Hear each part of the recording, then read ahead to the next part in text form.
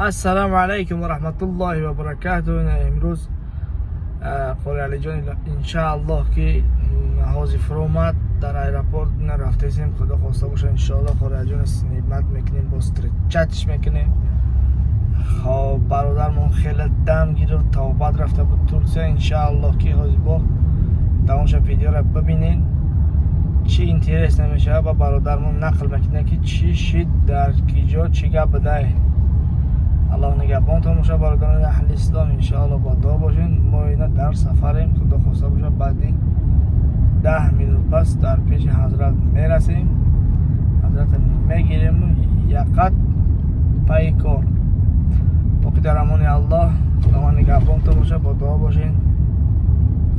خداوند در حفظ امان خودش نگهبان تماشا. خیر خیش نمیکنیم، دوام ویدیو را تماشا میکنیم. الحمدلله که رسیدیم. از حضرت استوربای 16 گفته از پیش استوربای 16 میرسیم.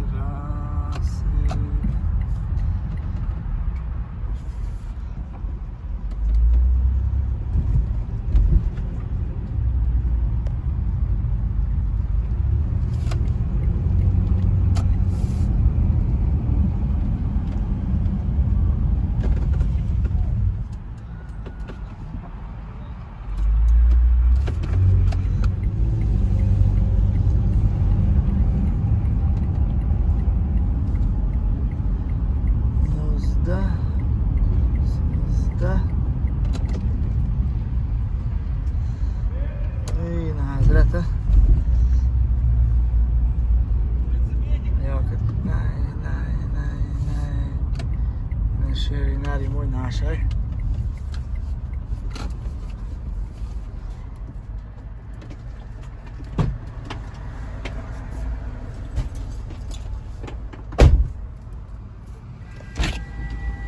السلام علیکم و رحمت الله.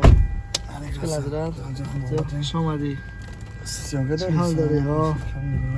روز ولاگ سینمات کردیم که چه خیلی ما استریچت میکنیم خوری علی جانا. خوبی تنجی؟ سلامت خوبه؟ الحمدلله. خیلی برداره بود درشه باز حضرت خیلی صحبت میکنیم که چی شید چی گپا نیست در اون طرف ها. السلام علیکم. السلام علیکم و رحمت الله تعالی و برکاته. دوستان عزیز، کامera شاید که فرانتال نسیمت میکنه. دوستامون که حالا دمیشه بعضی برادران مثلا میگن دست چپ قطعی میخرین یا که به دست چپ قطعی سلام میکنین. کامera وقتی که چپانه باشه همه خیلی در نظر مردم میتابه. از همون سبب انشاءالله که یعنی استراگین سولیتی خوبه نازاتو اینجا سلامتی خوبه نحولاتو الله سبحانه و تعالی همه ما شمورن نیابان باشه. وارکن در همه جا با فکر کنم جین زده به نهایت زیاد شدگیه. سببش در چیست؟ سببش یعنی از الله دور شیدن است. حرکت کنین که یعنی همیشه به ذکر یاد عبادت الله باشین، از الله دور نشین، الله شما رو فراموش نمیکنه. بسیار بردار از سبب بینمازی شما، یعنی ابو خواهر و خفا میشین نشین. یعنی قول الحق ولو کان مرا، حق بگین اگرچه هم تلخ هم باشه.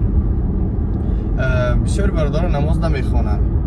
بعضی ابو خواهر میان مثال در شکل شمایلی وای نمیبینی که همین انسان یعنی طرز آدمی که نماز بخونه معلمه، آدمی که نماز نخونه اونم معلمه. هم خلاص چقدر که پیغمبر خدا صلی الله علیه و سلم میگه روز قیامت من امتان ما میشناسم، یعنی از چی میشناسم؟ میگه دستهاشون یعنی سفید هستن، یعنی طهارت میکردن، روحشون سفید هستن، پاهاشون سفید هستن.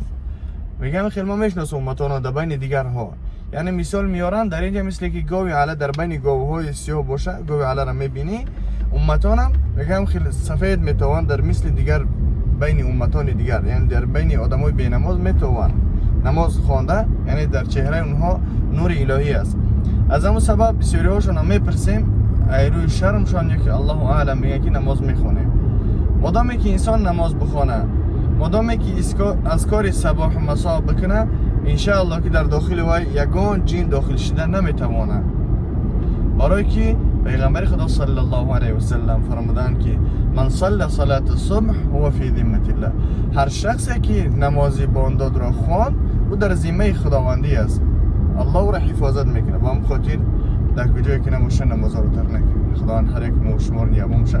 الحمدلله رفتیم بگیم برای توابتی خود ما رفتیم. سبب اونه که کم که مریض بدیم بیمار بدیم توبتی رفتیم الحمدلله یعنی به همش الحمدلله یعنی علاج نیافتیم و همش شکر خدا شکر گزاریم پروردگار همش یک انتخاب خداوندیه و ما هم بضارین الا باذن الله یگان ضرر رساندن نمیتونه مگر به اذن الله به خواست الله تا نخواه یگان چی نمیشه با اون خود هر یک مصیبت میایه هر یک بلا و رنج مشقت زیقی بالای انسان میایه این همش یک انتخاب خداوندیه آیا ما صبر میکنیم تحمل میکنیم یا نه آیا ما دیادمان میزنه اون برادرانی که حال و احوالشان از ما بدتر است دیادمان میزنه یا نه یا ما فکری اون برادرانی که بیمار هستند فکر اون برادرانی که فقیر هستند کمبغل هستند گشنه و تشنه هستند آیا فکری اونها دیاد ما میزنه یا نه همه اینها یک انتخاب خداوندیه با اون خاطر انشاءالله همیشه حرکت کنین از خودتون پستر نظر بکنین یعنی بعضی برادرها مثال شکم درد هستند ببینید که بعضی برادرها نعوذ بالله مثال ایده بدتر هستند بعضی مثال دست ندارن یعنی شکرگزاری کنید که الحمدلله که بعضی هستن از شما دو بدتر دست ندارن بعضیش دست دارن بعضیش دست ندارن بعضیش پا ندارن بعضیش با شکم قطعی رحم میگردن و همش یعنی شکرگزار کردن که از الله سبحانه و تعالی طلب کردن که سلامتی را اللهم اینی اسألک العفو والعافیت فی الدنیا والآخره خدایا برای ما خوشبختی را هم در دنیا و هم در آخرت برای ما نصیب گردان و هم خاطر هم بی دعای پیغمبر خدا صلی الله علیه و سلم این فقط تکرار کنین و دعای چنان که دعای دیومی که پیغمبر خدا صلی الله علیه و سلم تکرار میکرد فقط در لسانش در زبانش اللهم یا مقلب القلوب ثبت قلبی علی دینک او بر پروردگارا دل مرا یعنی پیوست بکن ثابت بکن در دین خودت یا مقلب القلوب ثبت قلبی علی دینک یعنی دل مرا یا الله بر دین خود یعنی تثبیت بگردان ثابت بگردان تا اینکه مثال همیشه در دل ما عشق محبت اسلام باشه بس همتون معذرت زیاد که ماندش دیگه شاید که بعضی کفام میچسبن بهم خاطر خداوند هر یک ما و شما رو نگهبانشه عین حال ما بگیم به مسکو آمدیم خداوند حفظتان کنه در امانش خداوند کسانی که بیمار هستند خداوند اونها رو شفای کامل و عاجل عطا فرماید کسانی که فرزند دارن خداوند فرزندهاش قاری قرآن و عالم با عمل و خدمتگار دین اسلامش بگردانه و در خدمت پدر و مادر باشن و کسانی که فرزند ندارن خداوند اونها رو فرزندهای صالح و صالحه و سالم و سالمه نصیب بگردانه این است همون روزی که انشاءالله که دعای هر یک مسلمانی که روزدار اجابت است انشاءالله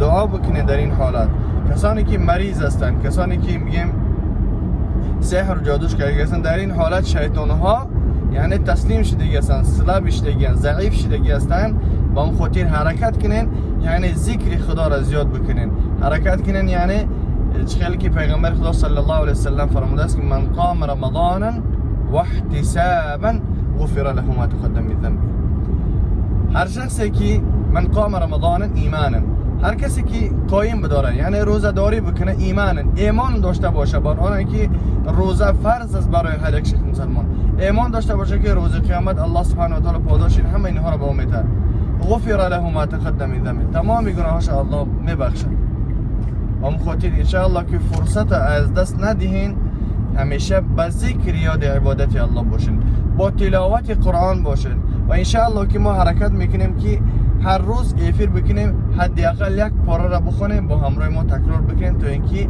این ماه شریف رمضان یعنی ما در فرصت استفاده بریم یعنی همیشه با تلاوت قرآن باشیم در این ماه الله سبحانه و تعالی قرآن نازل کرد شهر رمضان الذي انزل فيه القرآن هدى للناس و بینات من الهدى والفرقان الله سبحانه و تعالی در این ماه مبارک نازل کرده است قرآن را و این قرآن باید برای ما و شما حق ای باطل فرق کنیم سفید از سیاه حرام از حلال باید ما و شما فرق کنیم که الله سبحانه و تعالی ما و شما را هدایت کنه برای راست در این ما باید ما و شما یعنی با تلاوت قرآن باشیم الله سبحانه و تعالی میفرماید که ورتل القرآن ترتیلا و در دیگه حدیث رسول اکرم صلی الله علیه وسلم فرمودند که اقرأوا القرآن فإنه يأتي يوم القيامة شفيعا لأصحابه شما قرآن را بخوانین قرآن را تلاوت بکنین.